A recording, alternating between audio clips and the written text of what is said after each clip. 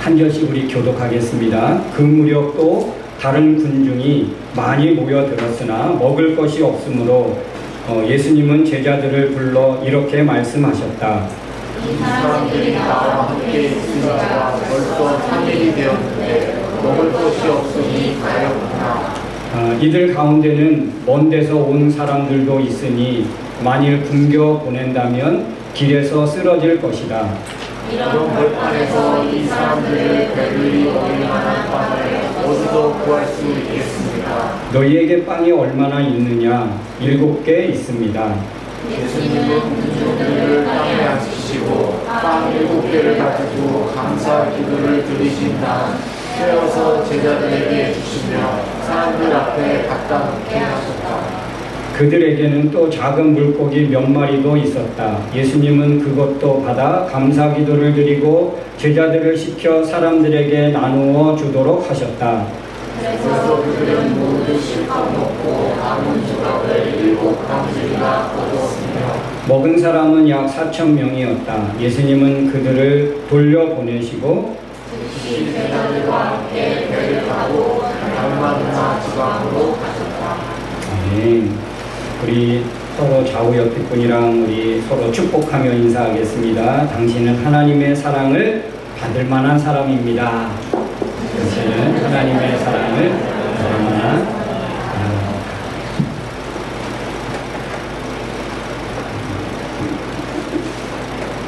빅터 플랭크라는 사람이 있습니다. 이 사람은 심리학자, 의사로 알려졌는데 이분은 우리 1939년부터 45년까지 이 세계 2차 대전이 굉장히 극심할 때 나치 수용소에서 그렇게 수용 생활을 했던 분입니다. 이분이 수용 생활을 하면서 깨달은 것들을 깨닫고 체험한 것들을 자기 심리학에 적용해서 로고테라피라는 그런 심리치료법을 개발한 그런 사람입니다. 강제 수용소에서 살아남을 수 있었던 그 이유를 밝혔는데 그 이유가 무엇이냐면 희망이었다라고 합니다. 그 수용소에 관리하는 사람들의 손에 의해서 어떤 사람은 사형의 자리로 끌려가고 어떤 사람은 다시 수용소로 들어가는 참 하루의 일과를 마치고 그 관리자의 손짓에 따라서 그 많은 사람들의 생명이 좌우된다는 것.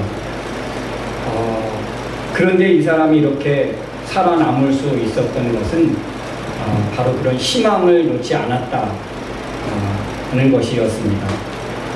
그래서 그는 그 강제 수용 생활을 하면서 2가지를 깨달았다고 합니다. 첫 번째는 뭐냐면 사랑입니다. 사랑.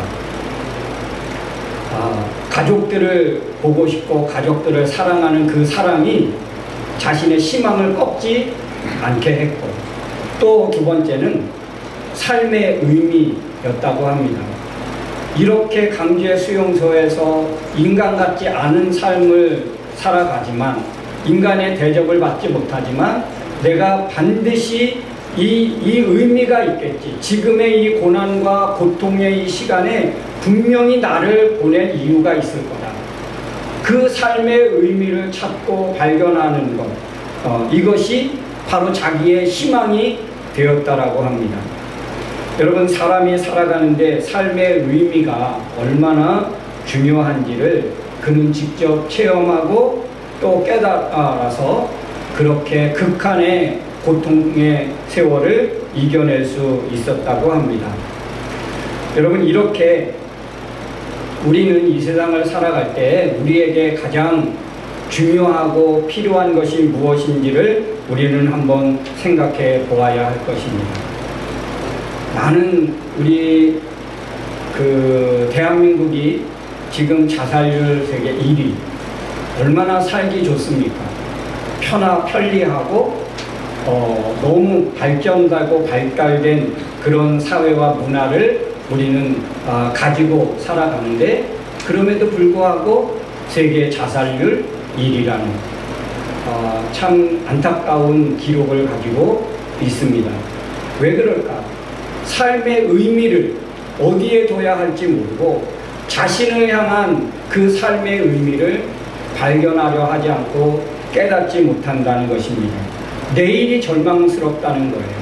오늘을 살아가야 할, 내일을 기대하며 살아가야 할 자신의 삶의 의미를 알지 못하니까, 희망을 가질 수 없으니까 그냥 오늘 끝나면 되겠지, 그런 아픈 현실을 가지고 살아가는 것이 우리 친구들이고 우리 후배들이고 우리 동료들인 것 같습니다. 여러분, 우리는 이 빅터 플랭크와 같은 수용소의 그 극한의 삶을 살지는 않고 있지만, 그래도 우리는 이 세상을 살아가면서 또 특별히 다른 나라에 와서 살면서 어쩔 힘들고 고달픔, 그리고 각자 느끼는 한계를 가지고 우리는 살고 있습니다. 어쩌면 지금은 어떤 누군가에게는 어쩌면 자기 인생의 최고의 밑바닥, 그리고 그 인생, 자기의 인생을 어쩌면 광야 같은 인생이다라고 그렇게 생각하는 사람도 있을 줄 모르겠습니다. 그러나 여러분, 우리 광야라는 우리의 CCM 찬양에서도 보듯이 이 광야는 주님을 만날 수 있는 기회요 장소라고 합니다. 혹 여러분의 인생이 오늘날 광야 같은, 강제 수용소는 아니지만 광야 같은 그런 인생의 여정이 있다면, 하나님을 찾으라는 기회구나, 하나님의 은혜를 또 발견하고 깨닫고 깨달으라는 정말 귀한 사인이구나. 그래서 여러분의 혹 지금의 한계에 부딪혔다면, 지금의 광야 같은 여러분의 인생이라면, 여러분 주님을 찾을 수 있는, 또 주님을 만날 수 있는, 주님의 은혜를 특별히 받을 수 있는 기회인 줄 믿으시길 주의 이름으로 축원합니다. 여러분, 오늘 본문에 보니까 큰 무리가 예수님을 따랐습니다. 그런데 이 따른 곳이 어디냐 하면 그들은 벌판이었습니다. 아니요, 광야 같은 곳이었습니다. 그곳에서 이 큰 무리가 3일 동안이나 주님과 함께 있었습니다. 주님과 함께 듣고 배우고 많은 문제들을 해결받을 수 있는 정말 은혜롭고 행복한 시간을 보낸 것 같습니다. 그런데 그들에게 문제가 있는데, 그는 뭐냐 하면 먹을 것이 떨어졌다는 것입니다. 이들을 그냥 돌려보내면 길을 가다가 탈진해서 쓰러질 수도 있고, 얼마나 심각한, 이 먹지 않고 돌아간다는 것이 얼마나 심각하게 예수님이 받아들였는지 모릅니다. 여러분, 오늘 성경에 보면 예수님은 이들을 어떻게 보셨느냐 하면, 우리 성경에 보니까 먹을 것이 없으니 가엾구나. 예수님의 측은함, 예수님의 불쌍히 여기심, 긍휼히 여기시는 그 마음이 오늘 읽혀집니다. 사실 이 모든 인류를 보시는 예수님의 마음이 바로 이렇습니다. 오늘날 삶을 살고 있는 저와 여러분을 보시는 예수님의 마음이 그렇다는 거예요. 긍휼히 여기시고 안타깝게 여기시고 가엾게 여기시는. 왜 예수님이 우리를 향해서 그렇게 안타깝게 불쌍하게 보시는가?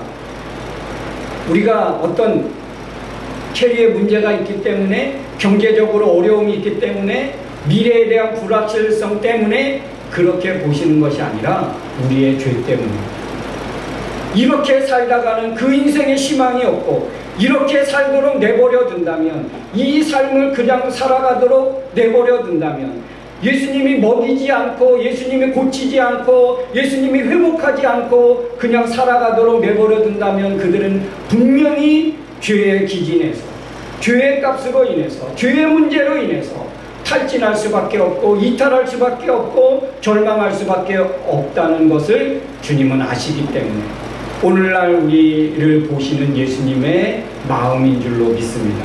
사랑하는 성도 여러분, 예수님의 마음을 깨닫기를 주의 이름으로 축원합니다. 그래서 예수님이 십자가에 못 박혀 죽으신 이유가 바로 거기에 있습니다. 오늘날 우리에게 십자가의 그 사랑이 끊임없이 도전해 오고 끊임없이 영접하고 받아들이기를 원하시는 예수님의 마음이 바로 거기에 있습니다. 오늘 많은 군중들이, 큰 무리가 이렇게 심각한 한계에 부딪혔습니다. 먹을 것이 없는. 여러분 3일 동안 주님과 함께 있었지만 먹을 것이 없다. 이게 광야, 큰 무리들의 광야 인생입니다. 광야에 있어서 광야 인생이 아니라 그들이 지금 맞닥뜨리고 있는 그 문제가 광야에서 만날 수밖에 없는 심각한 문제라는 것이죠.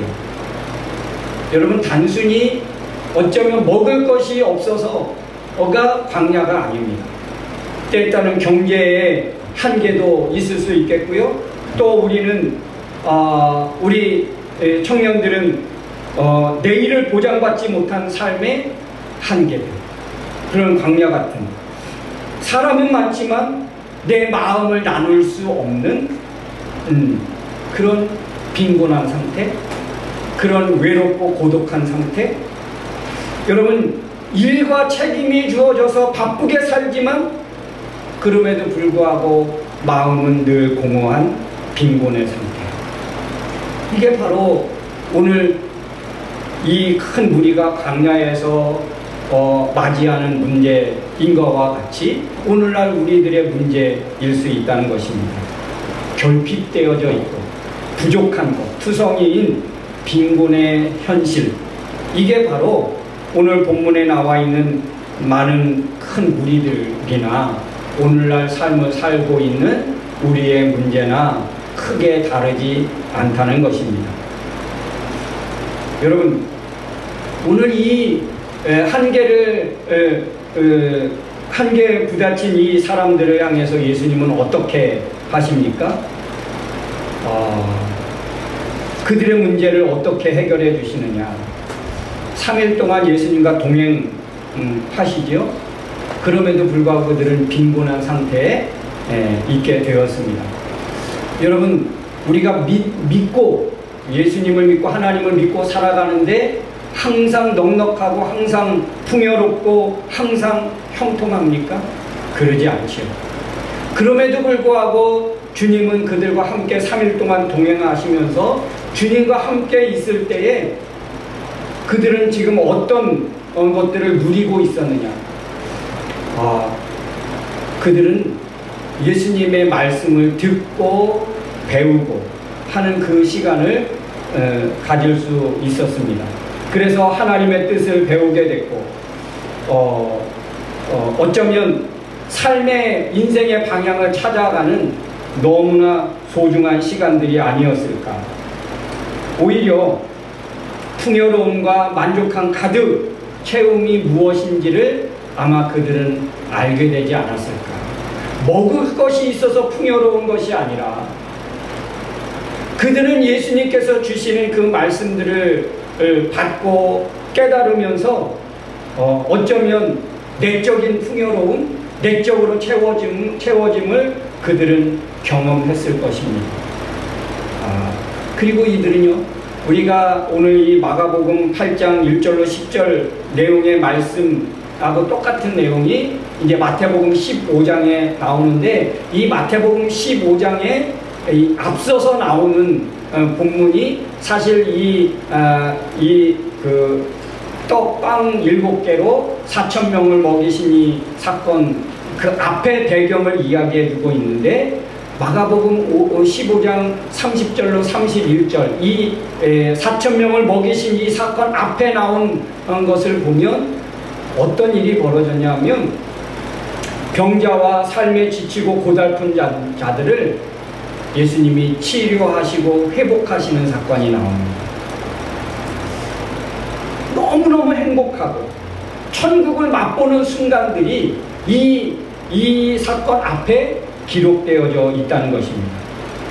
이 3일의 주님과 동행, 어쩌면 그 3일 동안 일어난 그 사이에 일어났던 사건은 어떤 사건입니까? 지치고 병들고 고달픈 인생을 사는 그 수많은 사람들이 최고의 선물을 부여받는, 최고의 삶을 선물로 받게 되는 그런 엄청난 일이 있었다는 것입니다.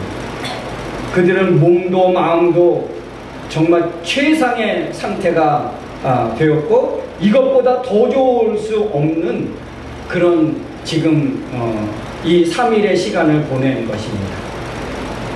인생의 최고의 시간을 보낸 거예요. 그리고 나서 이제 헤어져야 할 시간이 되는 것입니다. 그렇게 여러분, 우리가 하나님의 은혜를 받고 예배를 드리고 은혜를 받고 몸이 회복되고 다시 충전해서 우리가 이 자리를 나가야 하듯이, 예수님과 정말 행복한 3일 동안의 동행을 마치고 그들은 다시 자신의 삶의 자리로 돌아가야 할 때가 되었습니다. 그런데 문제는 뭐냐면, 이들이 먼 곳에서 온 사람도 있기 때문에 그냥 보낼 수 없다는 것입니다. 이게 바로 예수님의 마음이에요. 그냥 보낼 수 없는, 이 가는 동안에 지치지 않도록 뭔가 채워주고 뭔가 충전해주고 그리고 보내고 싶은 예수님의 마음. 여러분, 오늘 예수님이 우리를 부르셨습니다. 부르셔서 다시 삶의 자리로 보내시는 예수님의 마음이 어떤 마음이냐, 우리를 삶의 현장으로 다시 가야 되고 다시 보내는 그런 예수님의 마음이 어떤 마음이냐, 그냥 보내고 싶지 않은 거예요. 그래서 뭔가 소중한 것을 주고 중요한 것을 주고 필요한 것을 주어서 충만해서 보내기를 원하시는 예수님의 마음이라는 것이죠. 여러분, 이 예수님의 마음으로 채워지기를 주의 이름으로 축원합니다. 하나님의 그 채워주실 것들을 기대하고 소원하기를 바랍니다. 예수님이 채워주시는데 어떻게 하냐면, 그쵸, 오늘 우리가 보리떡 5개와 물고기 2마리로 5,000명을 먹이는 사건과 같이 오늘 4,000명을 먹이십니다. 여러분, 이것들은 우리가 어쩌면 마술 같은 일 아닙니까? 그리고 어쩌면 과학적으로 증명할 수 없는 일. 빵 7개로 7,000명을 먹는다. 이거는 과학적으로 설명해낼 수 있는 것이 아닙니다. 그런데 예수님은 어떤 분이십니까? 우리와 똑같은 사람이 아니죠. 예수님은 신적 능력과 신적 권한을 가지신 분이십니다. 우리가 할 수 없는 영역을 기꺼이 감당할 수 있는 분이십니다. 요한복음에 보니까 태초에 말씀이 계십니다.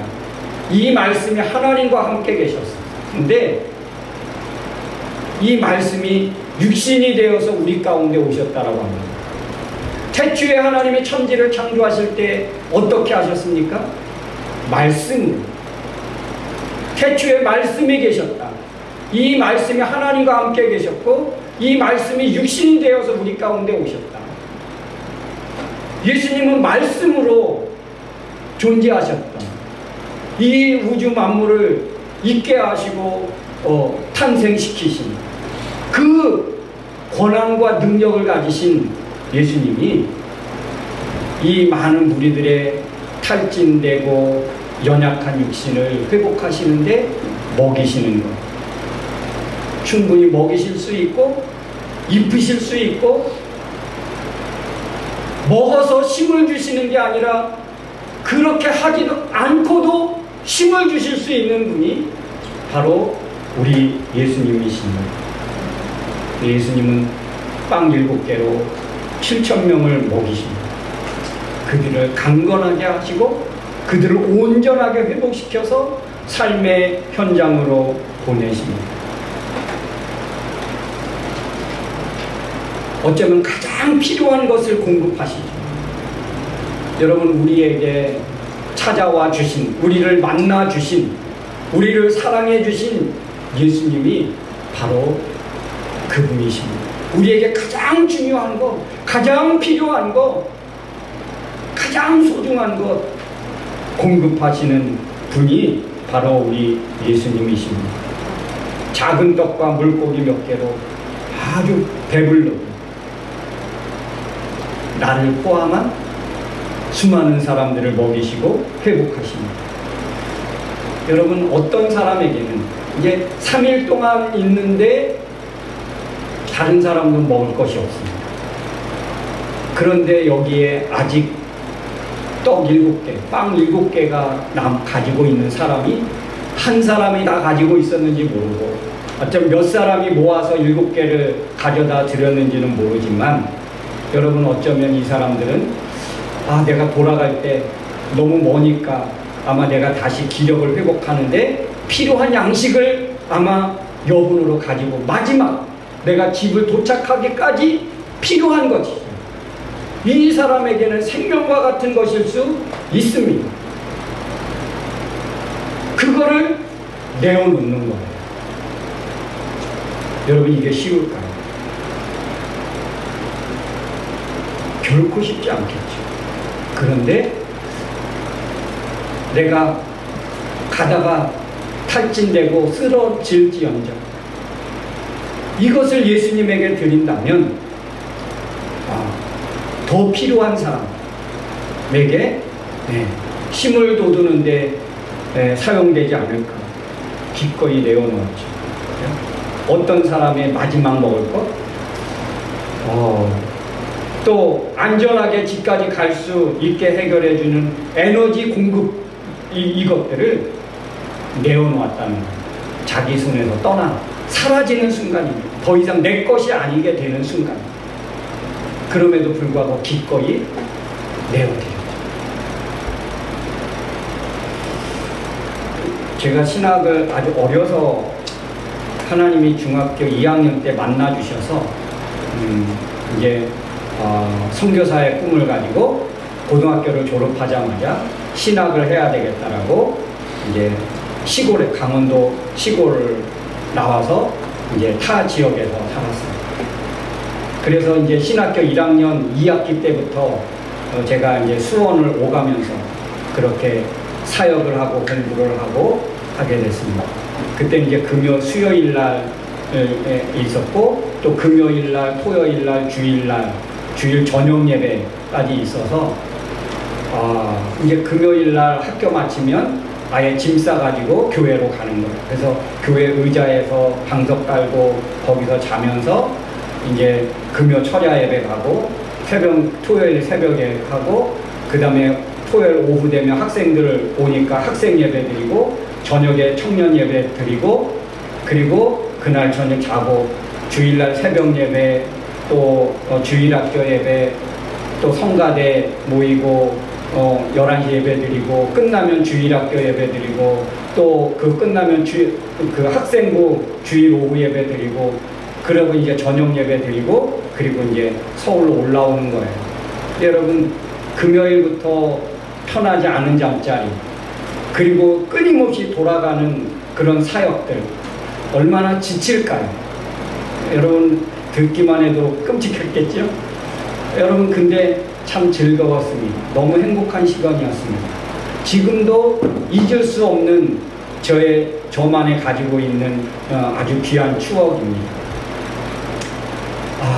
그런데 참 제가 좀 무모하게 생겼잖아요.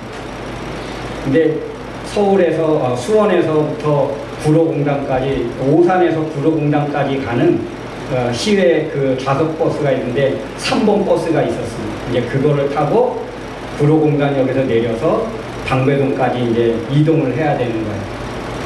근데 제가 이제 주일날 어떤 때 예배를 드리다가 하나님 그런 마음을 갑자기 주시는 거예요. 내 있는 거 다 나한테 맡겨. 너 있는 거 다 드려. 그런 거예요. 예배 드리는데 갑자기 그런 감동이 오는 거예요. 그래서 어떻게 하냐면 제가 이제 딱 제가 3번 너무 장거리니까 시외니까 그래서 서울까지는 어떻게 가야 되잖아요. 그래서 그것만 딱 차비만 버스비만 남겨놓고 그래 하나님 앞에 드려야지. 그리고 제가 버스비만 남겨놓고 있는 거 다 드렸습니다. 그리고 제가 구로공단에서 방배동까지 이제 걸어가는 거예요.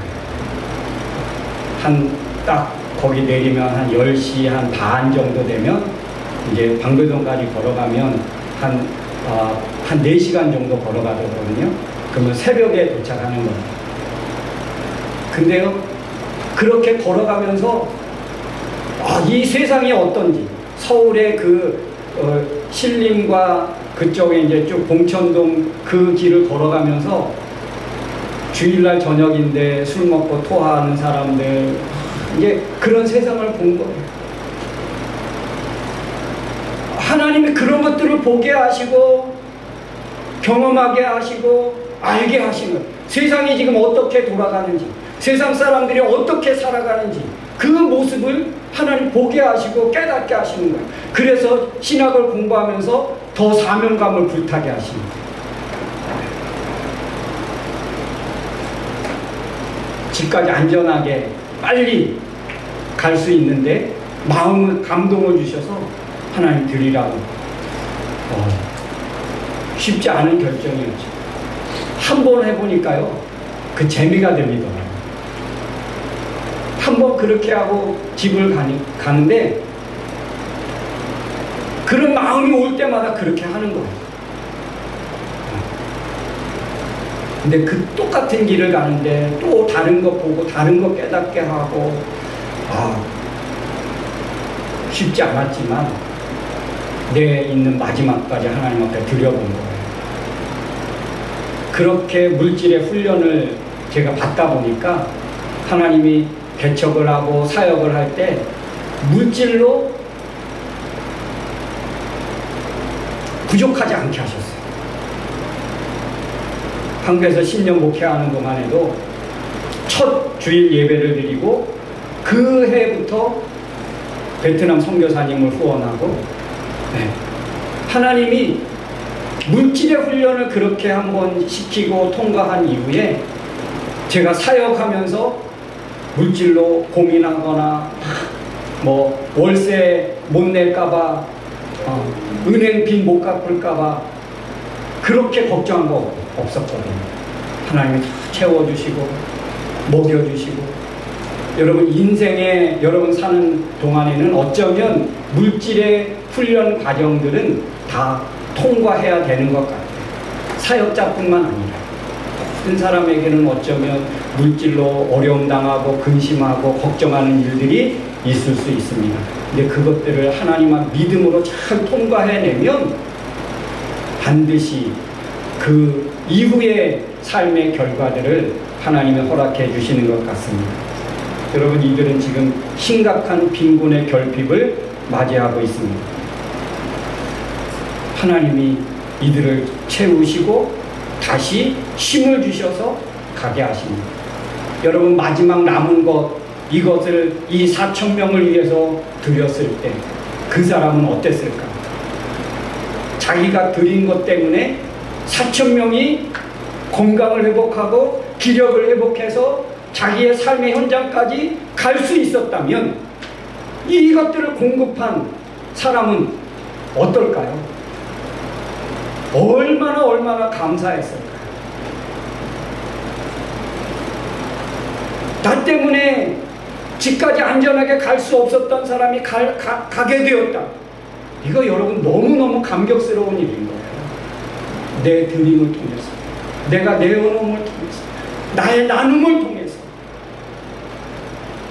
누군가가 안전하게, 누군가가 건강하게, 누군가가 힘있게 목적지까지 갈 수 있었다면 그 사람의 드림은 결코 무모한 것이 아니고 그에게는 하나님의 은혜가 더해지는 놀라운 경험이 아닐까.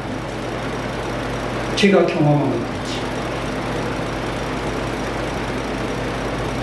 여러분, 하나님은 우리를 때에 따라서 빈곤한 상태로 있게 하실 수도 있습니다. 그러나 빈곤의 3일 동안의 주님과의 동행이 결코 빈곤으로 끝나지 않고 오히려 가장 풍요로 마지막 결론이 맺어진다는 거예요.